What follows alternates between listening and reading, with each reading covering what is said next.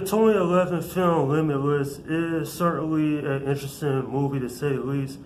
I always enjoyed this film for what it is. It's about the possibilities about a person being smarter. If you've never seen this film, I would highly recommend you check this film out. Directed by Neil Berger, the story in this film is about a guy named Eddie Mora, played by Bradley Cooper. He's a guy down on his luck. His girlfriend broke up with him. He lacks ambition to write his own book. And to make matters even worse, he's dealing with depression. But an opportunity arises when his ex-brother-in-law, Vernon, gives him a pill called NCT48. And it allows him to fully use his brain, and it also vastly improves his lifestyle. But trouble arises when bad guys come after him, demanding that he gives up the drug. And not just that, there are some withdrawal symptoms that Eddie Mora suffers from not taking the pill on a regular occasion. And man, I must say, I always enjoyed this film. This film, it always was interesting to me simply because of the acting. Acting's real well. The acting, especially by Robert De Niro and Bradley Cooper, it's done brilliantly. And not just that though, it shows about how one man's potential can change his life around. Now granted, when he gets a hold of the NCT, he becomes one of the most popular guys around people. He's social, he's getting women, and he even gets bad with his ex-girlfriend. And not just that though, but he found his motivation, his ambition once again. You know, this movie is intriguing for what it is. It's not the best film you'll ever check out, but this film always was interesting because this is actually based off the 2001 novel The Dark Fields. The editing in this film is brilliantly done.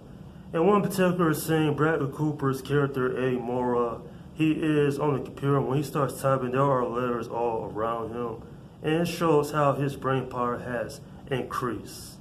And not just that though, but his character arc from the depressed guy he was in the beginning of the film to being happy at the end, it shows that this pill literally changed his life. It made him smarter, it made him more outgoing. And I like how Bradley Cooper just does that real well in this movie. Now granted, there are some things I wish that was a little better, like explaining some of the backstory of the thugs he's been dealing with. It's just generic henchmen at the end of the day, some of them. And not just that, Eddie, he finds out he gets in over his head when he wants to run for a stockbroker market. You know, he wants to work with the big leagues, if you will. And you know, this film, I heard some interesting things about over the years. A lot of people have seemed to enjoy it. And it's not like a atrocious movie, far from it. The acting, and especially the story, is really what saves this film. And this is a movie that I still look fondly upon today and say, hey, it is fun to imagine. And it is cool to see this film for what it is. And this is quite the adventure, to say the least. I'm giving this film an 8 out of 10. You know, it's pretty cool seeing Eddie Mora become an overnight success with the financial market. And not just that, he gained so much confidence that by the end of the film, he is a completely different person. Now that's what I call good characterization. And not just that though, but this movie is highly regarded by a lot of people as being well made. I always enjoyed this film over the years. Sure, it suffers from some plot issues, but other than that, I enjoyed the film for its acting and its story.